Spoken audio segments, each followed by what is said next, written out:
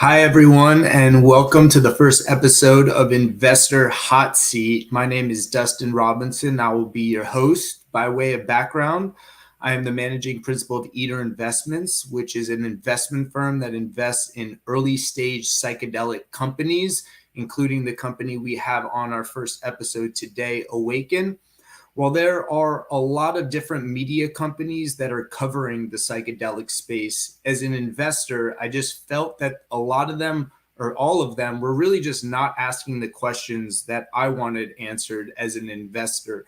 Really, the challenging questions that I feel CEOs need to be prepared to answer. So, our goal here at Investor Hot Seat is to basically provide our investor audience with the information they need to provide to get the most educated they can to make a good decision when investing. The agenda for each episode, what we're going to do is we're going to have a 5-minute presentation from the CEO. Obviously, 5 minutes is a short period of time, so it's going to be a very basic overview. Then I'm going to come in and ask about 30 minutes of questions, the most relevant questions that I think investors should be asking. And then we're going to have around 5 to 10 minutes reserved for questions from the audience. So if you have any questions whatsoever, you don't need to wait till the end. You could just drop them in the comments box. And at the end, I'll be sure to address those questions. Also, since this is about investing, we have a couple quick disclaimers. This is not a solicitation for investment, and Psychedelic Invest does not advocate to invest in any of these companies. This is for informational purposes only, and we encourage you to read the full terms and conditions on the psychedelicinvest.com website. So without further ado, I'd like to welcome our very first guest, Anthony Tennyson, the CEO of Awakn. Anthony, I'm going to pass it to you for your presentation, and then I'm going to ask you a Q&A. So you have 5 minutes, and you're on the clock. Dustin, thank you very much for having me on today. It's a pleasure to speak with you and to everyone who's logged on today. And it's also a pleasure to be kept on the clock. So Awakn in the 4 minutes and 40 seconds that we have left. We are a biotechnology company who are researching, developing, and commercializing therapeutics to more effectively treat addiction with a near-term focus on alcohol use disorder, which is a condition that affects 400 million people globally and for which the current standard of care is poor. We do two things in Awakn Life Sciences. We do research and development, and we do commercialization. And in our R&D activity, we have multiple R&D work streams to de-risk the business for investors. We are active across 3 compounds and multiple addictions, again, to de-risk it for investors. We have clinical stage research and also preclinical stage research. The second thing that we do is we commercialize those therapeutics. And we are doing that currently through 2 revenue streams. One is clinics, and we have 3 clinics operational, 2 in the UK and 1 in Norway. And the second work stream is more traditional therapeutics commercialization, where we'll package up everything that we do and we'll out-license it to the addiction treatment industry, starting off in the US. We have 4 differentiators that really set us apart from other biotechnology companies in the CNS space in general, but psychedelics companies in particular. One is a significant market opportunity for Awakn. We have a laser focus on treating addiction. 20% of the planet suffer with a substance addiction, and many hundreds of millions of more people suffer with behavioral addictions.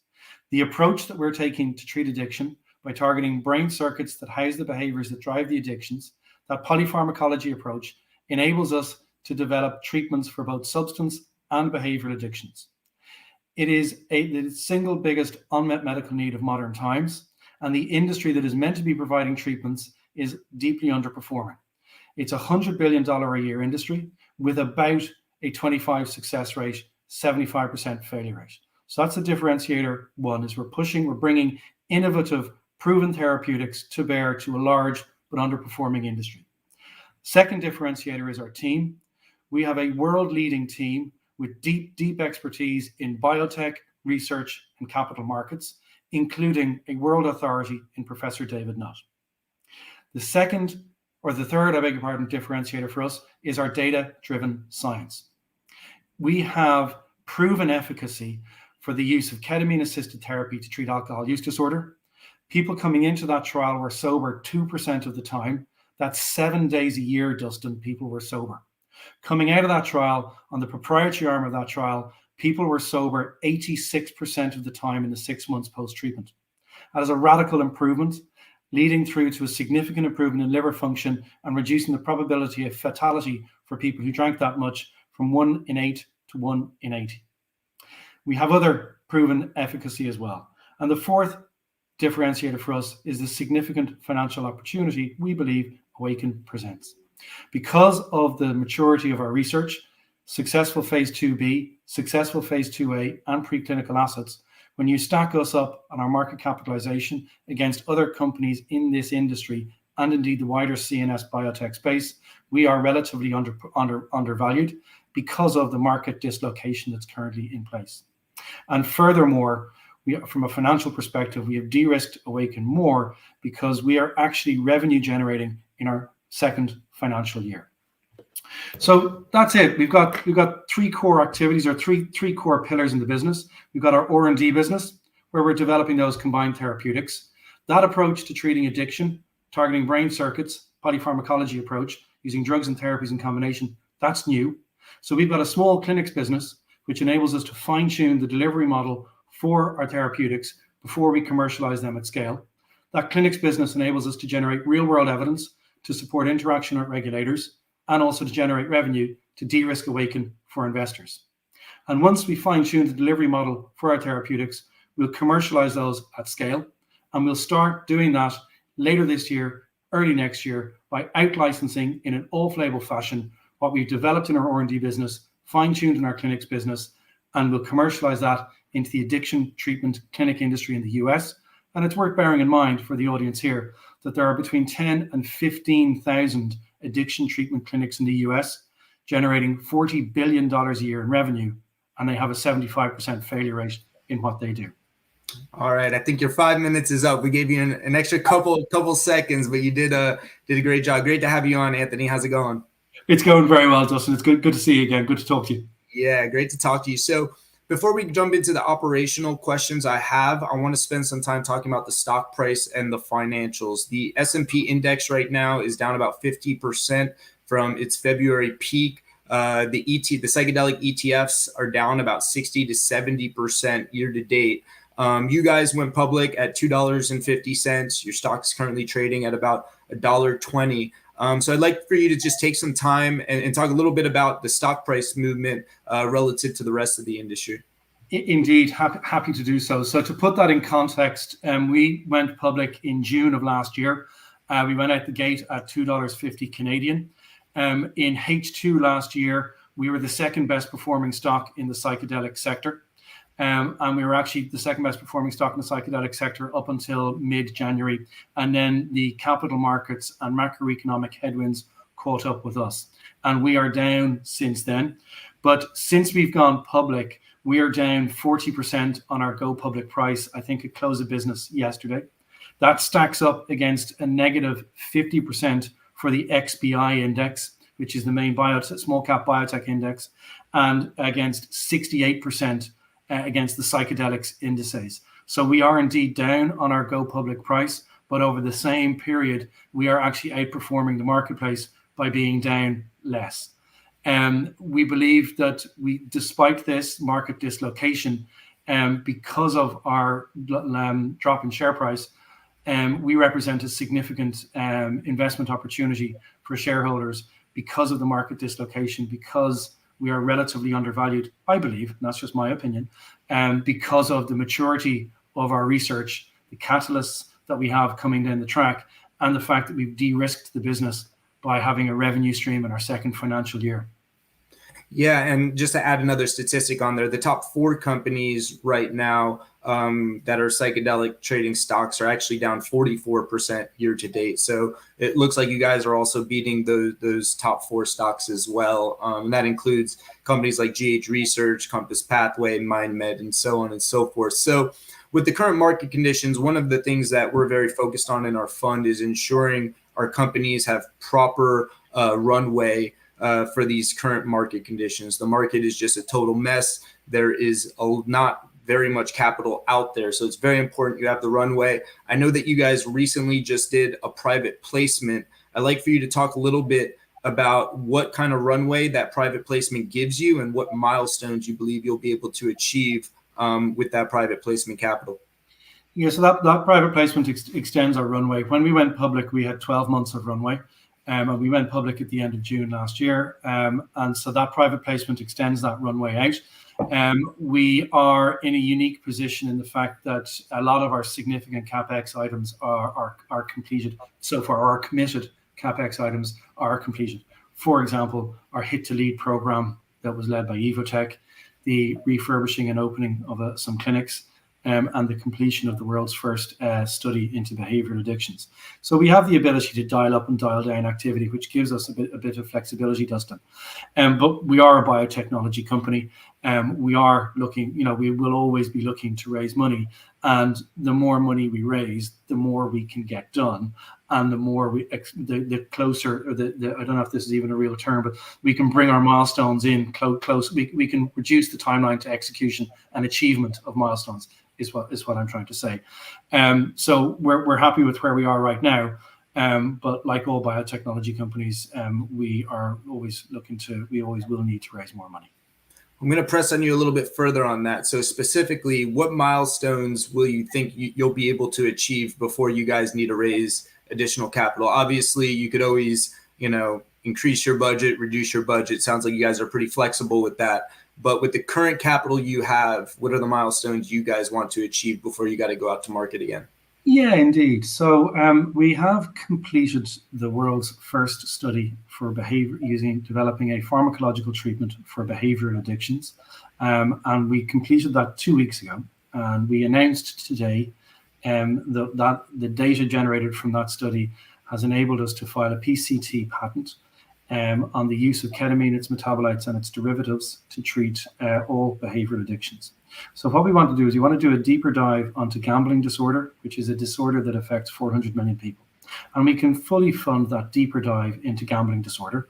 And the next step after that would be to move into a phase 2B trial for gambling disorder. So we can't do that second part, but we can definitely complete the deeper dive into gambling disorder and progress us into enabling to get into a phase 2 on a gambling disorder with a compound that we now fully have, we believe we will have a strong commercial position in.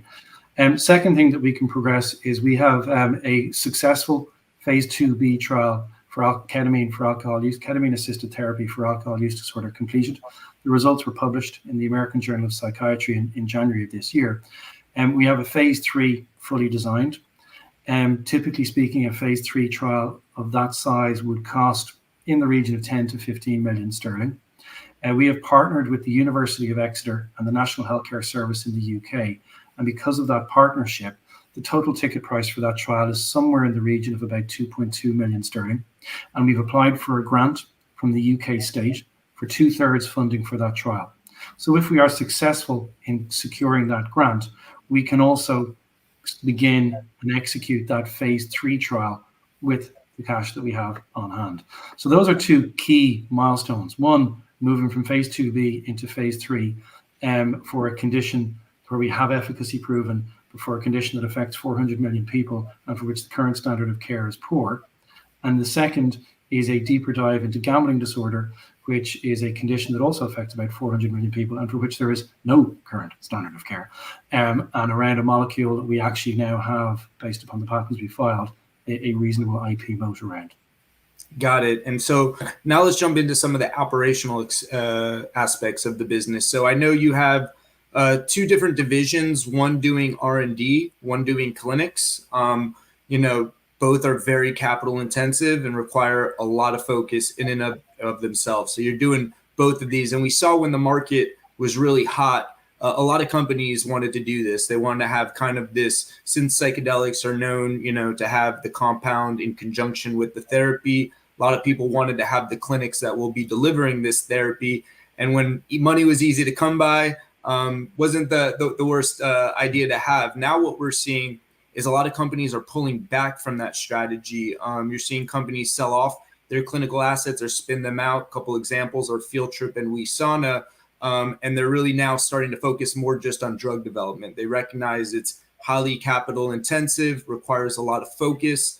And with the market being where it is, both those companies wanted to really focus on drug development. Very challenging to focus on both of those businesses, both the R&D and on the clinic side. I know you guys have not taken that approach of spinning them out. So I'd like you to address that. Is your plan to keep both of these businesses under Awakn? And if so, how do you plan to really execute on these highly capital intensive, highly resource intensive businesses? So I don't want to comment on other people's businesses or business models, but for us, it's highly complementary. We are conducting research on ketamine for the treatment of behavioral and substance addictions. Ketamine is an approved medicine, and we can deliver these services in an off-label fashion in the clinics, enabling us to generate real-world evidence to feed into the target product profile for what we want to bring into the phase 3 trial and to support interactions with the regulator. Very importantly, it also enables us to generate real-world evidence to support interactions with payers. And I think that's really critical. It's the so what next that I don't think enough people are thinking about in this industry. You can focus on getting through your milestones, your stage gates with R&D, but even when you get regulatory approval, you're not even at the start line. You might be able to see the start line, but you're not at the start line, right? You've got to start thinking about what is it that you are going to bring to market?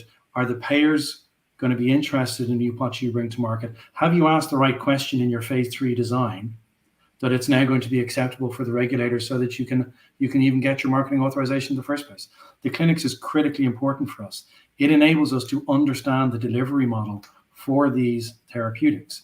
And if you look at what we're doing to treat addiction, it's the third evolution, Dustin, in treating addiction. Addiction is the biggest unmet medical need globally. The first evolution in treating addiction was talk-based therapy, which is the AA. It's admirable, but it's got a 90% relapse rate. Second evolution was something like drugs and therapies used in sequence, so something like Vivitrol. Blocker agent blocks the uptake of alcohol, increases the probability of getting through detox to enable you to get into talk-based therapy afterwards. Talk-based therapy, still based on the 12 steps. What we're doing is we're using drugs and therapies in combination to disrupt the brain circuits that house the behaviors and then bring in proprietary psychotherapy. That's new. So if we want to commercialize this at scale to fulfill our purpose as an organization, which is to democratize psychedelics and to help as many people as possible, we need to understand how they're going to be delivered in the real world so that when it comes to having a conversation to the 10,000 addiction clinics in the US that are generating $40 billion a year in revenue but aren't doing a bloody good job, we need to be able to walk the walk and talk the talk. And so having the clinics is highly complementary and highly supportive for us because we are in late clinical stage with a compound that we can use off-label in the clinical environment. If we were only operating and doing our research on preclinical assets, no, there wouldn't be any complement across the two. But it's really important that we have the two together so that we understand the real world.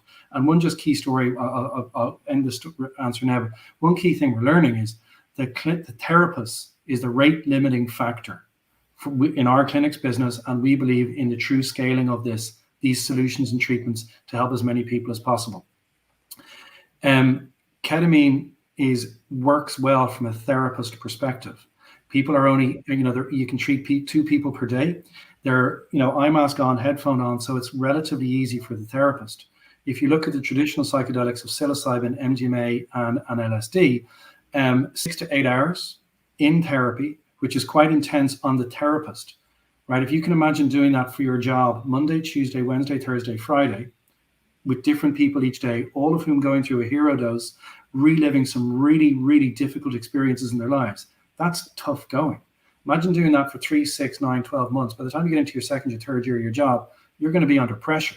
So we believe then that the therapists, the traditional psychedelics, could lead to burnout or therapists moving around the industry, lack of supply of therapists, war for talent for therapists, drives up the cost. And we're understanding that because we're doing the doing as well as developing. And so for now, that works very well for us. Second thing is, it enables us to generate revenue. Each one of our clinics can generate about $4 million top line. And let's say, to make the maths easy for me today, because it's laid over this side of the water, if we have 10 clinics, that's 40 million US top line revenue for an early stage biotechnology company, and they can kick out about 25 points of margin. So that's $10 million EBITDA at a business, or free cash flow at a business unit level, that I can then reinvest back into the biotechnology business annually in a non-dilutive manner. That's okay. And again, it de-risks Awakn as an investment proposition for investors. Got it. I think I agree with you that they're highly complementary. I think where the challenge is really capital allocation, right? Where are you allocating capital? And I agree, once these clinics are at their height, generating a lot of revenue, they'll be generating cash flow. But I know in your deck, you talk about opening, I think it's something like 15 to 20 clinics within the next couple of years.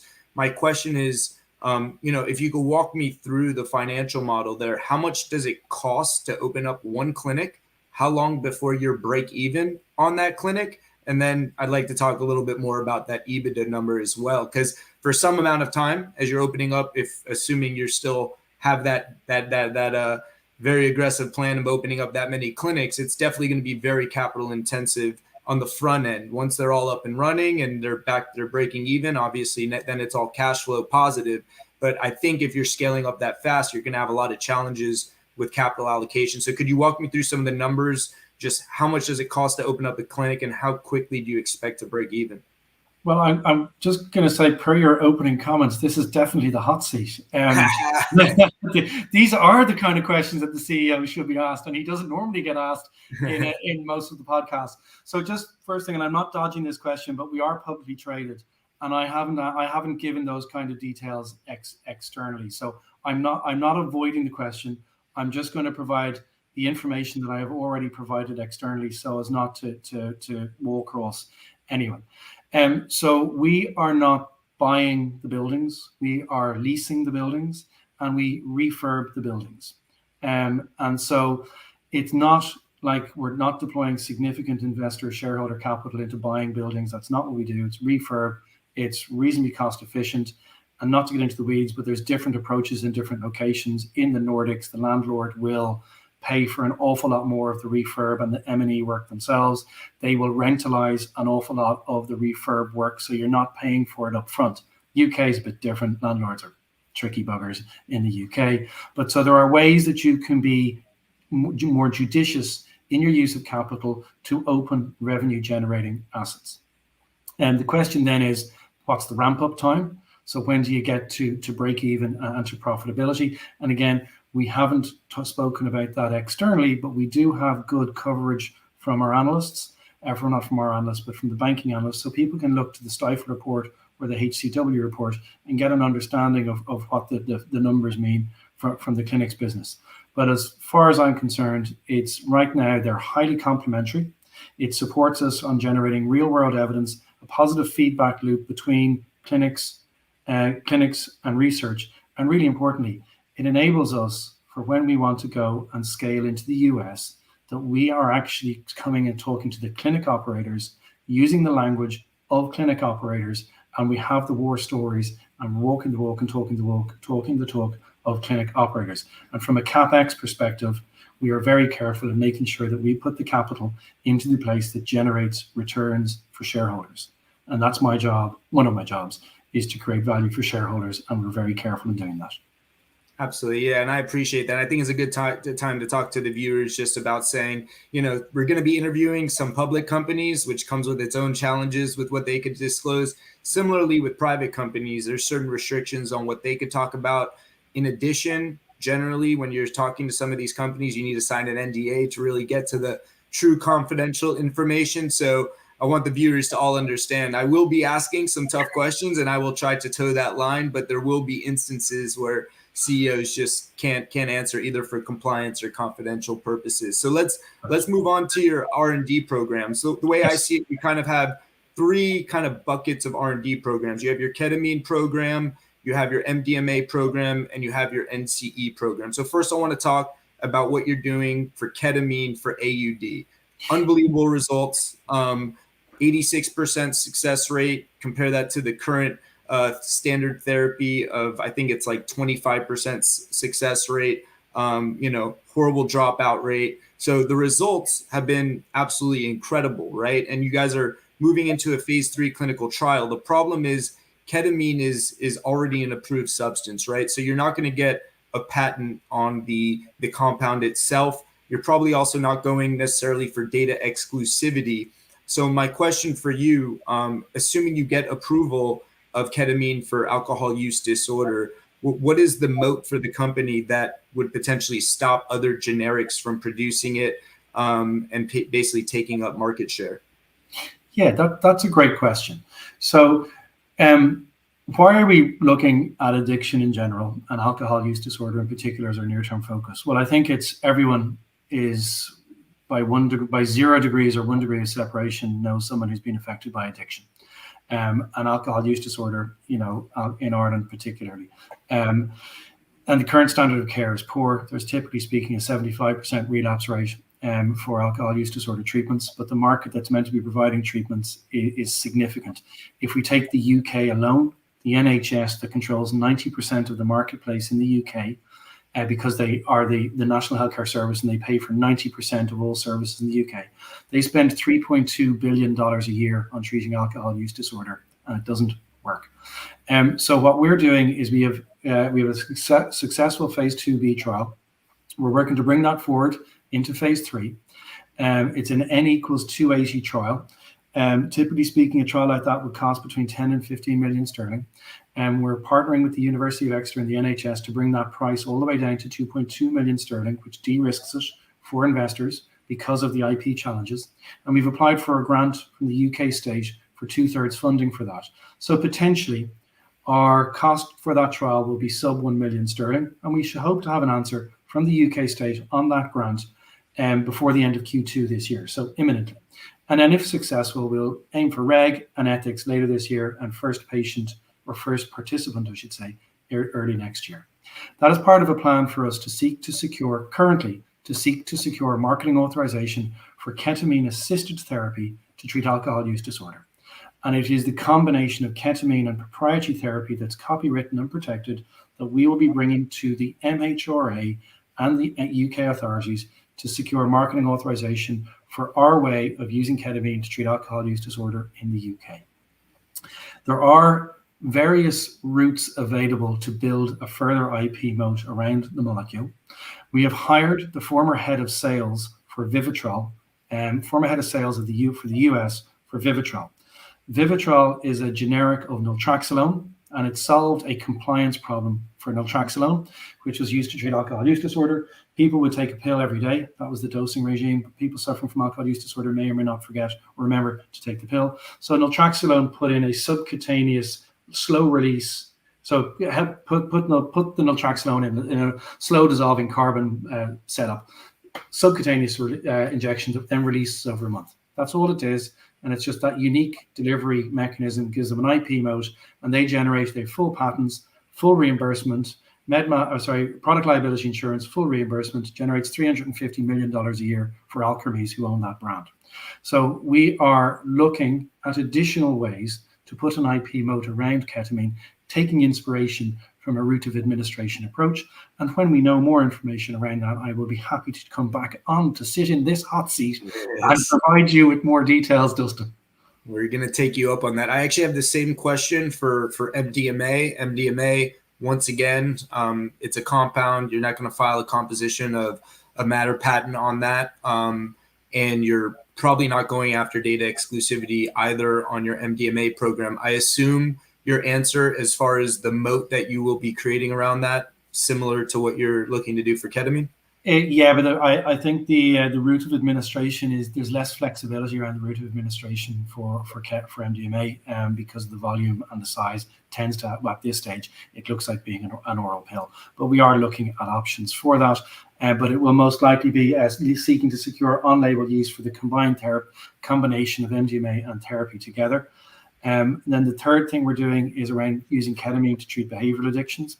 And we filed a PCT patent yesterday, announced it today, which, if successful, means that we'll be the only company that can commercially use ketamine, its derivatives or its metabolites, to treat a range of behavioral addictions that affect between 800 and 1 billion people. So that's a stronger IP position. And then the fourth work stream is NCEs. And we like ketamine, how it works in the clinic, and we like MDMA as well. But MDMA, per the other answer I gave earlier on, MDMA looks like it might take 6 to 8 hours to work in the clinic with a 6 to 8 hour recovery window. Anyone who comes into the clinic later than 11 o'clock in the morning, you're looking at an overnight stay, 3 shifts of staff. It becomes expensive, different planning permission, different infrastructure. So we're looking to take the benefits of MDMA and make it available in a shorter treatment window. And we are developing novel compounds on novel scaffolds that interact with the known receptor sites for MDMA and further potential receptor sites that we have discovered as a team. Novel compounds, novel scaffolds interacting with known and potentially newly discovered and effective receptor sites for MDMA. And we have completed a hit to lead program, identified 2 series with drug-like properties. We're just testing those in a few animal models to see which will be the lead and which will be the backup. But those are fully proprietary compounds. And the great thing about our business model is, because we're working with ketamine and MDMA in the clinic, now the clinic stage research, and we're fine-tuning the therapy side, and we're learning how that works in the clinic and in the real world. We will then bring that together, those therapies together with our own compounds, into a fully proprietary platform in due course. And so, just so I'm clear, the entactogen class of families, the new chemical entities that you're working on, how exactly do they improve upon, for example, MDMA? MDMA is an incredible compound. It has a lot of benefits. I'm sure there's some setbacks. So what specifically are you guys looking to improve upon with these new class of entactogens? Yeah, so again, we need to be careful about not sharing the magic sauce here, but it's route of administration, its onset, its half-life, so that we can get to a treatment window that we like. And then also MDMA, it's great, but it doesn't have, from a pharmaceutical perspective, it doesn't have a perfect safety profile. We know it's safe from a psychedelics perspective, but it doesn't have a perfect safety profile because it gets metabolized into different things. It's not enough to stop anyone that's doing anything anywhere else, but just we are looking to then develop it on a novel scaffold. So we're not just taking the MDMA molecule and tweaking it. We've got developed brand new scaffolds that will be potentially act like MDMA in a quicker window, quicker onset, shorter half-life, enabling us then to solve the biggest problem of all. What's the most valuable asset in the world? It's time, right? It's time, because time equals cost. If we can do something, if we can develop something that delivers the benefits of MDMA in a shorter window, reduces, it's the path of least resistance, right? The infrastructure is set up, the global infrastructure is set up to deliver therapy or combined therapies in one or relatively short durations. If we can develop an entactogen that works in 2 hours, our clinics, other clinics, when it's delivered at scale, can treat 2 people per room per day, as opposed to 1 person per room over a 24-hour period, because you're looking at an overnight stay. That's where the point of differentiation comes in. Got it. And a lot of companies that are focused on NCEs right now are really looking to partner up with big pharma. We saw that with Mindset. For Awakn, as far as your strategy for commercialization, is it your goal to take these NCEs all the way through clinical trials, or do you envision that you'll potentially partner up with maybe a big pharma player to really push in all the funding to push them forward? So that's a great question, and I don't have an answer. There are multiple pathways forward for us. My job as the CEO is to deliver value for shareholders, to deliver improved therapeutic results for my clients, and to enable my team or my colleagues to have great careers. So with the first one, for value for shareholders, there are certain value inflection points that occur along the NCE development pathway. Usually that is after the successful phase 1 trial where safety has been proven, and then again after a phase 2B trial where efficacy has been proven. And right now the current plan is to stick with these compounds through all the way, but my job is to always be open to ways. Are there ways that I can partner with people to create additional value for shareholders, improved work environment for my colleagues, and accelerate better outcomes and increase broadened availability to these life-changing therapeutics to as many people as possible? Got it. And I have a whole list of additional questions. I'm going to ask one more question, but I want to let the audience know. You guys have any questions? Drop them in the box. We've had a couple questions, but not many. If there's not questions, I'll probably continue with my own questions, but this is for the audience. So please feel free to ask any questions. Just drop them in the box. So my final question potentially is really around your licensing partnership business. You guys had, once again, incredible results in your ketamine for AUD studies. And obviously whatever methodology you're using in those clinical trials is extremely valuable, and it's working. But my skepticism around it is that, you guys are looking to essentially license out those methods to other clinics and addiction centers that could potentially use them and hopefully have the same success as you guys are having. I think that sounds great from just a rational perspective, but I think we often live in a irrational world where egos get in the way. And from the clinics and the addiction centers that I know, they currently have access to ketamine, right? You guys don't have patents on ketamine. They could currently deliver ketamine for AUD off label using their own methodologies. Maybe they don't get an 86% success rate. Maybe they get a 70 or a 60% success rate, and they shouldn't be happy with that. But some of them, I think, will be a little bit adverse to sharing some of their revenue with someone else to use their methods when pride gets in the way and they think that they could just use their own methods and get a pretty good success rate. So I'd like you to just kind of address that. How do you plan to convince the market, the clinics and the addiction centers, that it's the right approach to partner up with you guys? And have you guys had much traction? I know you said you guys were planning to roll that out maybe in the next few months, but just curious if you guys have had any traction with that strategy. Yeah, so if we take and sort of break it down a bit, why are we considering a licensing partnerships model? The reason that we're doing that is we've got a 3-stage commercialization plan for things that we develop in the R&D business. Stage 1 is in our own clinics. And with ketamine, we can commercialize ketamine in our clinics off-label in advance of securing marketing authorization. There's a rate limiting factor because we're only going to have whatever the number of clinics is, between 10 or between 15 and 20. There's 10 to 15,000 addiction clinics in the US alone. They generate about $40 billion a year revenue. They tend to operate at single-digit margin, about 7%, and they tend to have a 75% failure rate. We believe in a few things in the company. One of them is to democratize psychedelics, and democratization means on-label insurance, public healthcare support. The other thing we believe in is something called doing the bloody right thing. And it's doing the bloody right thing is making this methodology available to as many people as possible, even whilst we're off-label. So our licensing partnerships is a way to enable a large but deeply underperforming industry to become better at what it is that they're meant to be bloody doing anyway. So are we going to license it out to all 10 to 15,000 clinics? No, we're not. We just don't simply have the infrastructure to ensure quality control. Are we going to work with a select few partners that will enable us to maximize our impact? Yes, that's what we're going to do. We've hired the ex-head of sales for Vivitrol for the Western region of the US. He knows the owner of every addiction clinic personally in the Western region of the US and through the rest of the US through one degree of separation.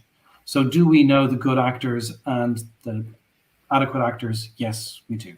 Are we going to partner with the good actors who will be interested in delivering from a brand perspective, delivering Awakn, delivering the only methodology that's been proven in a clinical trial to have 86% efficacy that they can then use in their advertising materials, yes, they're the people that we're going to work with. And obviously, we're going to have a contract in place that protects the IP. Then we're also going to train them in the delivery of the IP. And then we're going to provide them with a system that enables them to efficiently interact between their clients, their colleagues, their clients in the delivery of the service. And so all of that, we believe, will just create the path of least resistance for a certain cohort of clinics that are interested in investing in quality. And then we'd hope that when we've done the numbers, we'd hope that we'd make them more profitable, and they can then reinvest, and more effective, which they should want to do. And then they can reinvest that additional profit into acquiring talent, growing their business. And it's those companies then that will move into a leadership position, will gain market share, and other people will want to follow in behind them. Love it. Well, for the sake of all the millions of people that are suffering for AUD, I truly hope you guys are successful. The idea that we could potentially help 86% of the people suffering with this condition is just absolutely tremendous. And then obviously you guys have the work you're doing on other behavioral addiction stuff as well. So really hope you guys have the absolute best success with rolling out that program. So we do have a couple questions. One of them is actually, sounds like it's kind of a joke, but I think it also does get to kind of a misconception in the industry. And it says, how about ketamine addiction, right? And I think what they're saying is, how do we ensure people don't get addicted to ketamine? So, I don't know if you have any thoughts as far as, the addictiveness of ketamine and really how what you guys are doing won't proliferate any sort of ketamine addiction epidemic or anything. Absolutely happy to. Hey, Joachim. Good question. So first of all, let's just take a look at ketamine, right? Ketamine is on the WHO list of essential medicines. It is one of the most widely prescribed painkillers in the world. It is safe. It was developed by the American Army as an alternative in Vietnam, as an alternative to morphine. It's called a buddy painkiller. It doesn't interfere with the breathing system or the blood system, so you don't tend to overdose from ketamine. Yes, there are stories of people becoming addicted to it recreationally, but the amount of ketamine that we use a sub-anesthetic dose 3 times over the space of 2 to 2.5 months during the treatment program. That is not a sufficient volume of ketamine to develop any resistance to it, or indeed to become addicted to it. And again, it is an incredibly safe medicine. It's on the WHO list of essential medicines. And we're using ketamine because it is particularly helpful for what we want to do. We are developing those combined therapeutics, drugs and therapies used in sequence, using drugs to disrupt the brain circuits that house the behaviors that drive the addiction. And ketamine does 3 things, and it's really important that people understand that. That's very useful for us. There's a strong dissociative effect with ketamine in the sub-anesthetic dosing. And in a recreational setting, that means you get an out-of-body experience looking down at yourself in the here and now. But with our treatment program, where you have a prep session, ketamine session, and an integration session, in the prep session, we bring the issues to the surface. And so during the dissociative effect, people get to look back on the totality of their life and the times at which they may have made decisions, poor decisions, or had events in their lives that increase the probability of them becoming addicted. Second thing that ketamine does, and this is really important for certain types of addiction, is ketamine disrupts memories. So memories are dynamic. As we call memories up, they get replayed, and they actually get affected and adjusted before they're laid back down. If you bring those, some types of addiction are particularly driven by memory. So some of the memories of an early exposure to gambling, an early exposure to pornography, the sight of a pub, the smell of a pint, those trigger the predicted rewards that come through, and the brain sort of short circuits itself. So if we can bring those memories to the surface during the prep session, during the ketamine session, those memories are disrupted as they're laid back down, and they become less impactful on the individual and less impactful on their psyche, and therefore less likely to trigger that short circuit. The third thing that ketamine does is neurogenesis or neuroplasticity. A lot of people are probably familiar with in the psychedelic space. That's really important. Your brains up until the age of 18 or 19 are brilliant things. They're growing new neural connections. After that, they focus on being efficient, trimming all those connections. That's why you get locked in repeated behaviors, repeated addictions, addiction behaviors. External stressors come on, short circuit, just go back to the learned behavior. Ketamine disrupts that, enables us to recalibrate the brain. But then during the integration session, with a qualified psychotherapist, integrate those key learnings from the dissociative effect, integrate the coping mechanisms to really develop much more robust and dynamic coping mechanisms during that much more open part of the brain. That's why ketamine is really good. So ketamine is a safe medicine, doesn't interfere with the breathing system, doesn't interfere with the blood system, does three things that are really important to us in the context of making psychotherapy more effective in the treating of addiction. We don't use enough ketamine, we believe, to develop any type of addiction or resistance, and our approach has been proven to work in a phase 2 AB combined trial. Yeah, and I'll just add on that, this is not take-home therapy, right? So the opioid situation came up because, they were able to take it home and abuse it, take too much of it. In what Awakn is doing, it is done in a clinic with only a certain amount of sessions. So not really a situation where people could take it home and take more than they should be. That's correct. We have a treatment protocol that has an initial medical assessment from a consultant level doctor. Then ketamine is prescribed if they pass the IMA, administered by a nurse in a clinic, with the psychotherapy prep session, active session, integration session delivered in a clinic by a consultant level psychologist. So this is a medical grade psychedelic assisted psychotherapy. And so we'll go to the next question from Adam T. In regards to ketamine, he says, how often are patients coming in to get dosed in the study per clinic visit? How long do the therapeutic benefits typically last? Yeah, so great question, Adam. So let's just talk about the clinic, right? Because that's where the rubber hits the road and that's where we're treating people. So we treat people for addiction, but also anxiety, depression, PTSD in our clinics. We've got different treatment protocols for addiction and the other mental health conditions, but just very, very high level. It's, as I mentioned before, it's about 11 sessions. So an initial medical assessment, a prep session, a ketamine session, and an integration session. And there's 3 of those blocks. So prep, ketamine integration, prep, 9 in total, and then a closeout session. And that is typically over about 2 to 2.5 months, just depending upon the individual's schedule.